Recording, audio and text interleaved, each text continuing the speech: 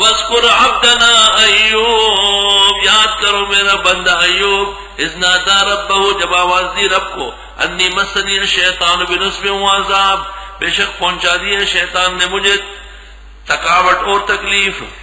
اللہ نے فرمایا ارکس برجلک، ماریے اپنی ٹانگ، ھذا مغتسل بارد وشراب، یہ نہانے کی جگہ ہے، نہانے کا پانی ہے بہترین اور پینے کا۔ حضرت ایوب بیمار ہو گئے تھے، طویل قصہ ہے۔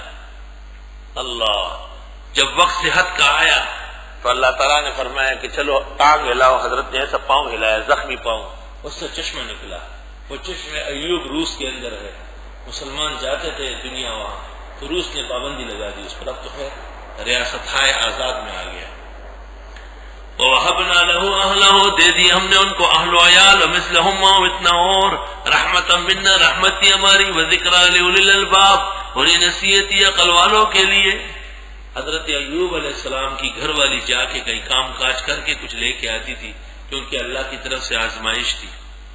ایوب علیہ السلام وقت کے سلطان تھے، نہایت سخی اور مہربان تھے، اعلیٰ درجے کے غنی اور متمول تھے، کئی شہر اور بستیوں کے مالک تھے۔ جب آزمائش آئی تو سب چلی گئی، سب چیزیں رخصت ہو کے صرف ایک ستم ظریف بیوی ساتھ تھی۔ ایک دن ابلیس نے حضرت ایوب کو کہا کہ تیری بیوی نے شہر میں کسی سے دوستی لگائی، آ کے دیکھو بال کٹے ہوئے۔ وہ آ کے دیکھا تو بال کٹے ہوئے تھے، انہوں نے تبرک مانگا تھا، شہر والوں نے حضرت کی بیوی نے دے دی احسان کر کے۔ ایوب علیہ السلام نے کہا واقعی یہ پسند کر چکی ہے کسی کو بال کٹے ہوئے۔ تو حضرت ایوب نے کہا اگر اس بیماری سے میں اٹھا خیریت سے تو میں اس کو 100 چوب ماروں گا۔ کتنے؟ 100 چوب، سلپ ہوتا کا ویوام۔ اس زمانے میں لوگ بیویوں کو معمولی نہیں جب پیٹتے تھے تو 50-60 سے کم نہیں مارتے، موٹی تازی عورتیں ہوتی۔ اس زمانے کی عورت تو خیر اگر یہ نہ مارے تو وہ مارنے کے لیے تیار ہو گئی، مرضی ہے۔ جس وقت حضرت پر اللہ رحمتوں سے متوجہ ہوئے، آزمائش ختم ہو گئی اور حضرت کی صحت بحال ہوئی، تو اب حضرت تیار ہو گئے نا کہ بیوی کو لگانا ہے۔ تو اللہ نے کہا اے ایوب یہ غلط بات ہے اور یہ شیطان نے سازش بنائی، تیری بیوی بے قصور ہے۔ دیکھو شیطان بیویوں کے خلاف پیغمبروں کو بھی اکساتا ہے۔ استغفر اللہ۔ وَخُذْ بِيَدِكَ ضِغْثًا، لیجیے اپنے ہاتھ میں جاڑو کے 100 تنکے، جاڑو جس کے 100 تنکے ہو، فَضْرِبْ بِهِ، ماریے اس سے، وَلَا تَحْنَثْ، قسم نہ توڑیے، إِنَّا وَجَدْنَاهُ صَابِرًا، ہم نے پایا ان کو صبر کرنے والا۔ ایوب صابر، نعم العبد، خوب بندے تھے، إِنَّهُ أَوَّابٌ، بے شک وہ ہم کو چاہنے والے تھے۔ حکیم الامت نے لکھا ہے کہ یہ ہیلہ اب نہیں ہے، مفتی شفیع صاحب کو اللہ جزائے خیر دے، حکیم الامت کی اصلاح کرنی اس جگہ۔ فرمایا کہ مطلب یہ کہ ہر کس و ناقص کے لیے نہیں ہے، ورنہ ہیلہ اب بھی رائج اور جائز ہے۔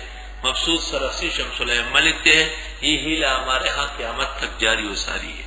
بے قصور کے لیے قسم کھایا کہ میں ڈنڈے ماروں گا 10 اور پتہ چلے کہ کوئی جرم نہیں ہے تو آپ 100 تنکے لے لے اس کو مارے، قصہ ختم ہو گیا۔ وَاذْكُرْ عِبَادَنَا إِبْرَاهِيمَ وَإِسْحَاقَ وَيَعْقُوبَ أُولِي الْأَيْدِي وَالْأَبْصَارِ، یاد کرو ہمارے بندو ابراہیم، اسحاق و یعقوب کو، ہاتھ اور آنکھوں والے، خوب کام کرتے تھے ہاتھوں سے آنکھوں سے۔ إِنَّا أَخْلَصْنَاهُمْ بِخَالِصَةٍ ذِكْرَى الدَّارِ، ہم نے چنا تھا ان کو خالص کر کے آخرت کی یاد کے لیے۔ وَإِنَّهُمْ عِندَنَا لَمِنَ الْمُصْطَفَيْنَ الْأَخْيَارِ، اور بے شک وہ ہمارے ہاں برگزیدہ بہترین لوگ تھے۔ وَاذْكُرْ إِسْمَاعِيلَ وَالْيَسَعَ وَذَا الْكِفْلِ، یاد کرو حضرت اسماعیل، یسع اور ذا الکفل، فَكُلٌّ مِّنَ الْأَخْيَارِ، سب لوگ اچھے تھے۔ ھذا ذکر، یہ نصیحت ہے، وَإِنَّ لِلْمُتَّقِينَ لَحُسْنَ مآب، بے شک پرہیزگاروں کے لیے بہترین ٹھکانہ ہے۔ وہ کیا چیز ہے؟ جنات عدن، ہمیشگی کی جنت ہے۔ وَفَتَّحَتْ لَهُمُ الْأَبْوَابُ، کھلے ہوئے ہوں گے ان کے لیے دروازے، متکئین فیہا، ٹیک لگائیں گے اس میں، یدعون فیہا بفاکہہ، منگوائیں گے اس میں پھل، کثیرۃ خوب، و شراب، اور پینے شربتیں، وعندہم قاصرات الطرف، اور ان کے لیے آنکھ کے نیچے رکھنے والی عورتیں، اطراف ہم عمر، ترب کی جمع اطراف، ترب الذی لعب معک فی التراب، جو آپ کے ساتھ مٹی میں کھیلا ہے۔ ہم عمر ہونا یہ بھی ایک لذت ہے، ھذا ما توعدون، یہ وہ جو تم سے وعدے ہوئے، لیوم الحساب، حساب کے دن کے لیے، ان ھذا لرزقنا، یہ ہمارا دیا ہوا ہے، ما لہ من نفاد، نہیں ہے اس کے لیے ختم ہونا۔ ھذا، یہ بات سمجھو، وان للطاغین لشر مآب، بے شک سرکشوں کے لیے، سرکش لوگ جنہوں نے اللہ تعالیٰ کی ہاں نافرمانی کی، ان کے لیے بدترین ٹھکانہ ہے جہنم، یصلونھا، وہی جائیں گے، فبئس المہاد، ناکارہ بچھونا ہے۔ ھذا، یہ بھی سمجھو، فلیذوقوہ، بس یہ چکیں گے وہاں، حمیم، کھولتا ہوا پانی، وغساق، اور زخموں کا پیپ، وآخر من شکلہ، اور چیزیں اس جیسی، ازواج مختلف۔ ھذا فوج مقتحم معکم، یہ ایک جتھا گھس رہا ہے تمہارے ساتھ، جہنمیوں کو کہا جائے گا، لا مرحبا بہم، اچھی حالت نہیں ہے ان کی، خوش آمدید نہیں ہے ان کے لیے، انہم سوال النار، یہ جا ملنے والے ہیں دوزخ۔ قالوا، یہ کہیں گے، بل انتم، بلکہ تم جو ہو، لا مرحبا بکم، کبھی بھی تمہاری خیریت نہ ہو، انتم قدمتموہ لنا، تم انہیں ہمارے لیے آگے بھیجا، فبئس القرار، کیا ناکارہ جگہ ہے دوزخ قرار۔